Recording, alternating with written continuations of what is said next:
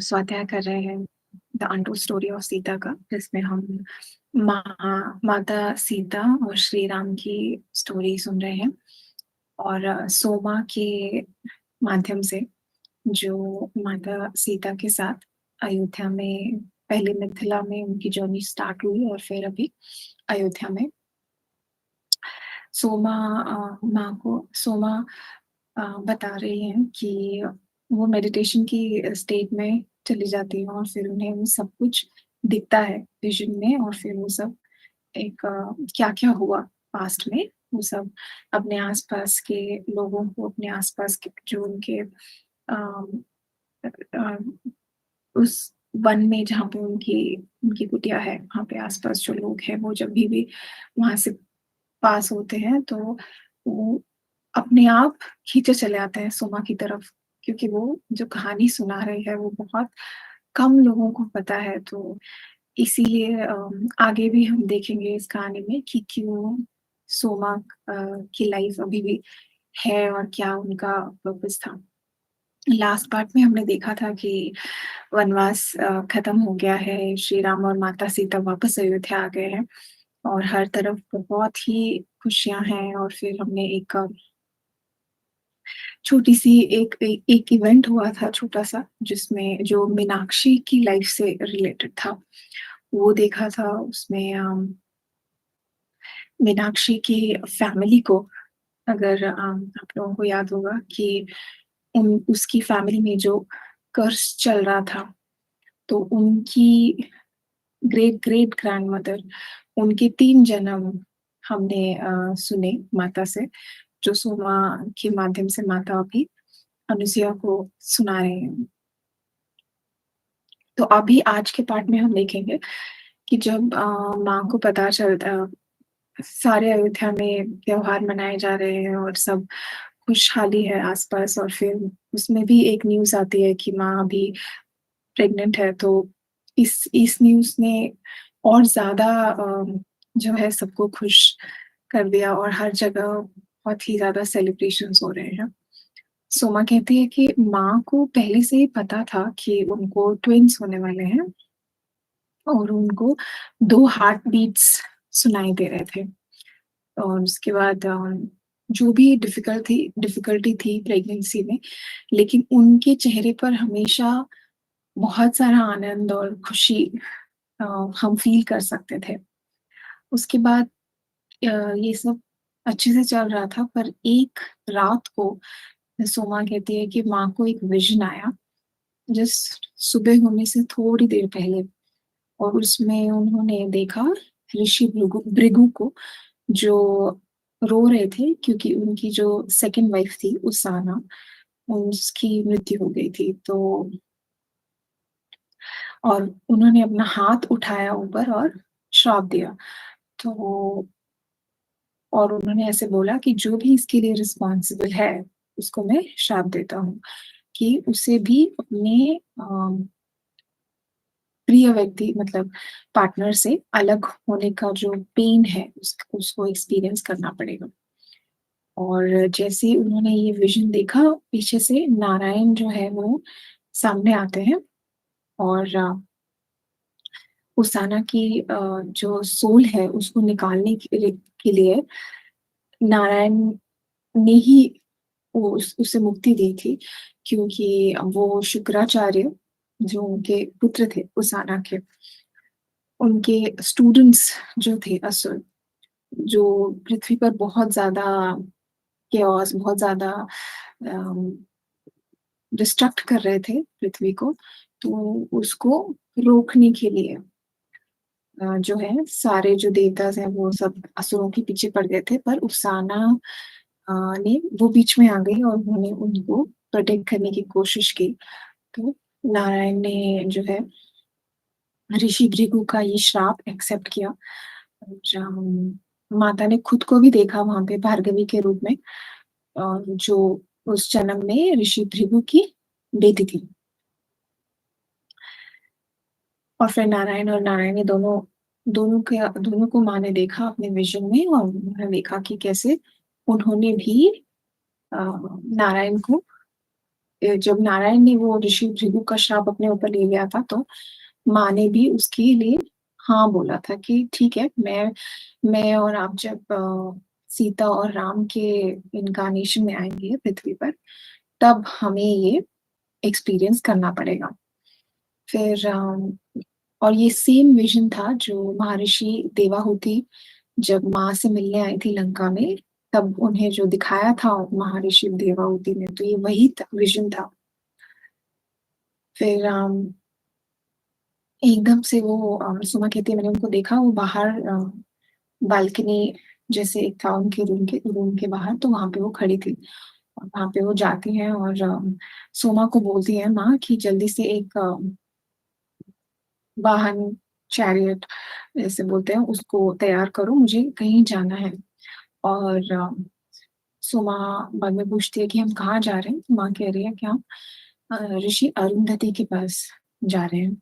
ऋषि अरुंधति जो ऋषि वशिष्ठ की पत्नी है और वो ऋषि वशिष्ठ गुरु हैं श्री राम के फैमिली के। और सोमा थोड़ा बहुत कुछ खाने के लिए सामान, फ्रूट्स वगैरह सब कलेक्ट करती है और जल्दी से वो लोग निकल जाते हैं। और उसके बाद जैसे ही माँ ऋषि अरुंधति को देखती है, वो उनकी आँखों से पानी आने लगता है और वो भागती हैं तुरंत उनके पास। और ऋषि अरुंधति के पास एक दूसरी स्त्री भी खड़ी रहती है, पर सोमा को नहीं पता ये कौन है, बाद में उन्हें पता चलता है कि वो ऋषि ख्याति हैं। वो भी महर्षि देवहूति की बेटी और ऋषि भृगु की पहली पत्नी। तो वो कहती हैं माँ को कि तुम्हें अगर याद होगा मैंने इस श्राप की पावर थोड़ी कम कर दी है। तो जो सेपरेशन है वो थोड़ी देर के लिए होगा आप दोनों के बीच में।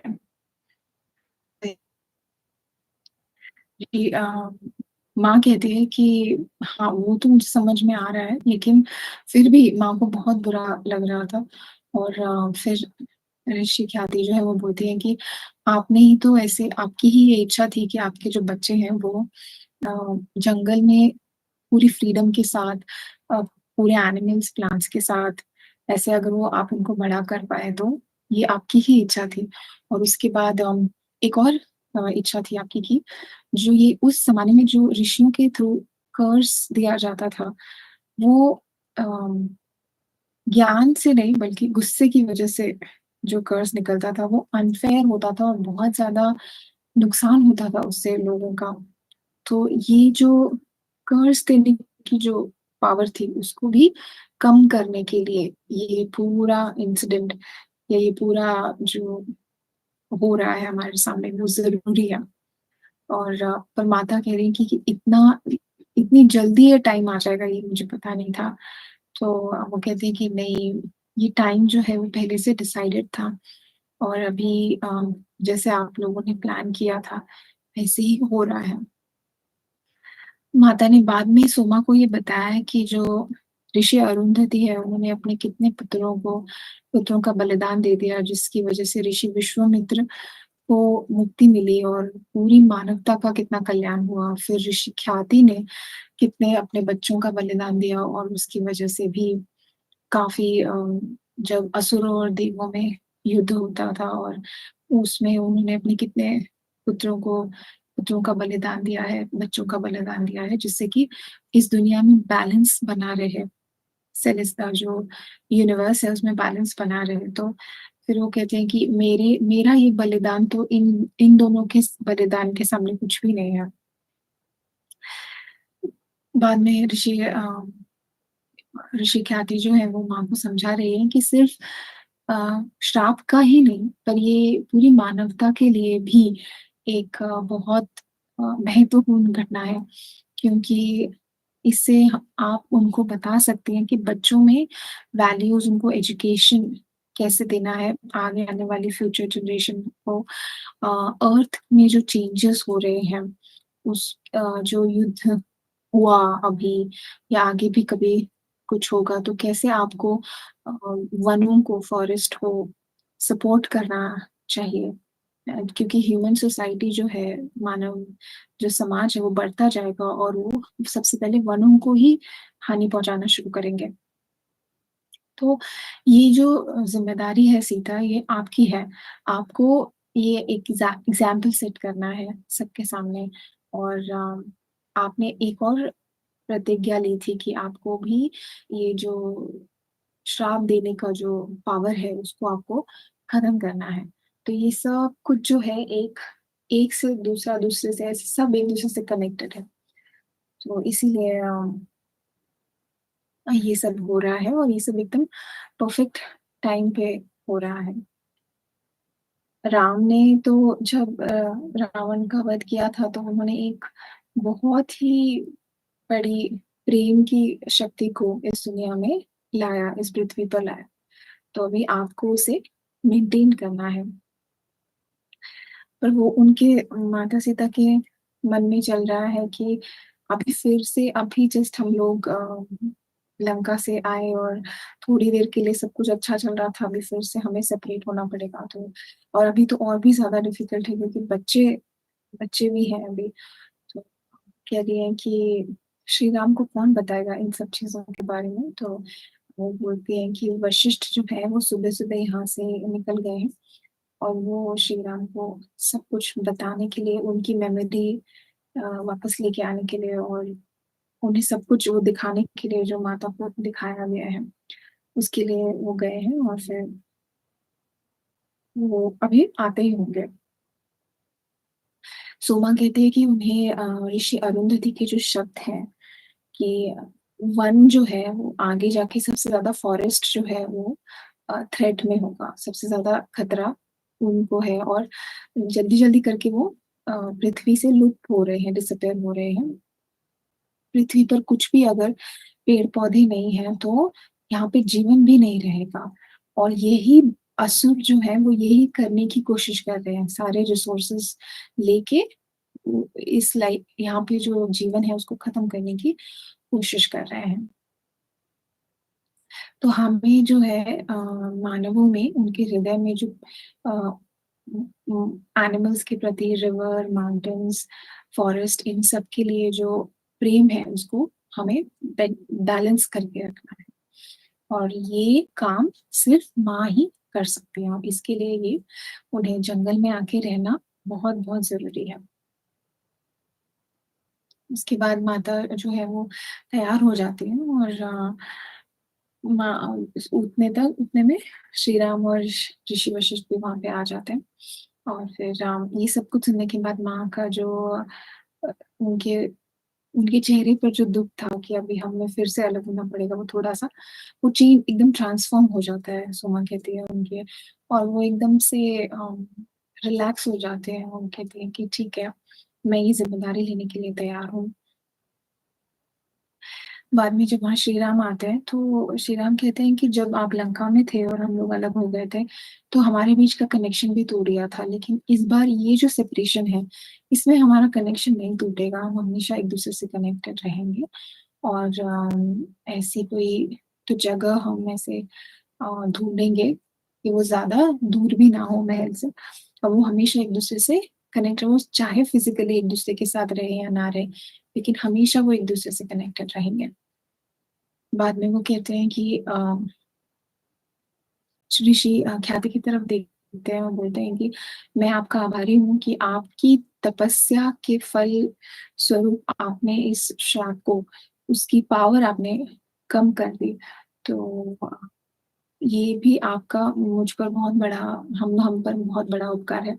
तो ऋषि ख्याति कहती हैं कि नहीं, मैं किसी भी पिता को अपनी पुत्री के साथ ऐसा नहीं करना चाहिए। मैंने भी अभी तक ऋषि भृगु को पूरी तरह से माफ़ नहीं किया है।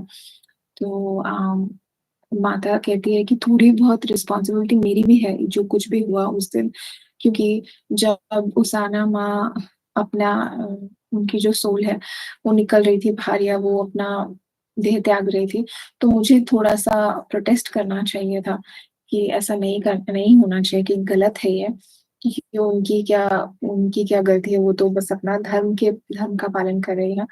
तो ऋषि ख्याति जो है, वो कहती हैं कि नहीं, मैं पूरी कोशिश मैं माफ़ करना चाहती हूँ, लेकिन अभी तक मैंने उन्हें माफ़ नहीं किया है, और श्री राम कहते हैं कि जब हम वनवास में थे तो सीता और मैं थोड़ी देर के लिए ऋषि भृगु के आश्रम में थे और आप वहाँ पे तब थी नहीं, लेकिन हमने बहुत अच्छे दिन वहाँ स्पेंड किए और उनका जो प्रेम है सीता की तरफ वो भी बहुत अच्छा था। और वो जो हम पूरी तरह से श्राप के बारे में भूल गए थे, कुछ भी नहीं था। पर उन्होंने एक बार बोला था श्री राम को कि मैं मुझे बस अपना एक ही एक्शन जो मैंने गुस्से में लिया था बहुत देर पहले, उस पर मुझे रिग्रेट है, बाकी तो सब कुछ ठीक है मेरी लाइफ में।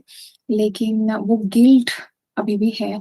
और श्री राम कहते हैं माता ख्याति को कि जब तक आप उन्हें इस गिल्ट से मुक्त नहीं कर देते, माफ नहीं कर देते, तब तक उन्हें लिबरेशन, उन्हें मुक्ति नहीं मिल सकती।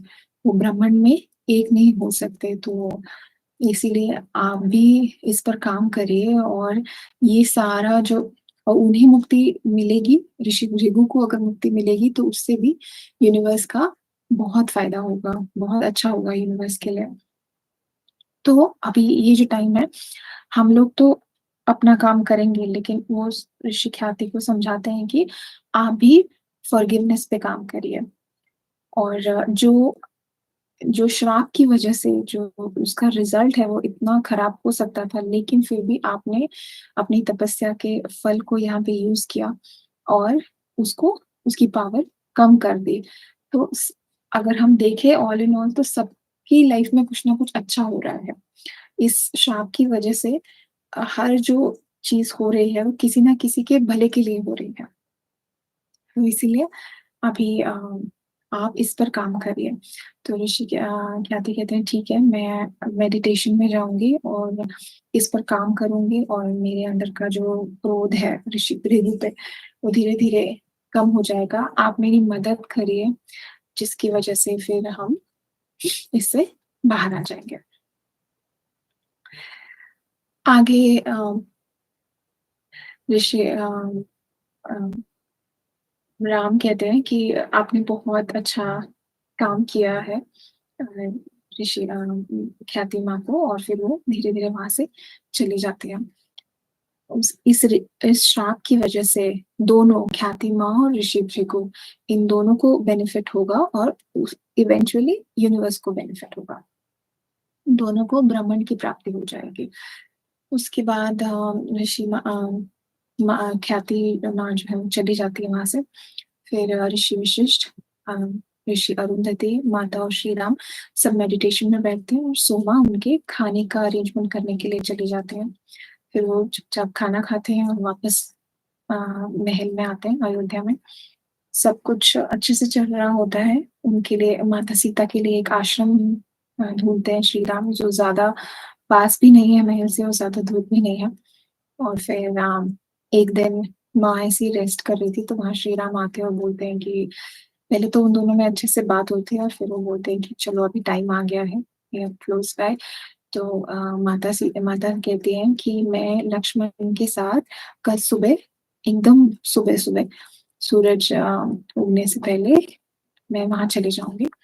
तो श्री राम कहते हैं कि ठीक है, पर आप तैयार हैं इसके लिए? तो माँ कहती है कि हाँ मैं तैयार हूँ, और अ, आप भी तैयार हैं? तो बोलते हैं हाँ, हमें ये सब करना है, अभी फेस करना है। तो फिर ऐसे करके वो दिन वहाँ पे खत्म हो जाता है। पर सोमा जो है उसके मन में एक डाउट रहता है कि अभी अभी तो मैं पूरा टाइम जब माँ अ, वनवास में थी मैं उनका वेट कर रही थी। अब कहीं जाके वो वापस आए, अभी थोड़ी देर मुझे उनके साथ मिला, अब फिर से वो जा रही है जंगल में। तो वो कहती है कि अब मैं क्या करूंगी, मेरी लाइफ का क्या अभी पर्पस है। तो माँ, वो कुछ बोलती नहीं है पर माँ समझ जाती है सोमा क्या बोल रही है। माँ सोमा को कहती है कि सेपरेशन जो है वो मेरे और श्री राम के बीच में होना जरूरी है। मेरे और तुम्हारे बीच में कोई सेपरेशन नहीं होगा। तो अगर आप आना चाहते हैं मेरे साथ तो आप आ सकते हैं।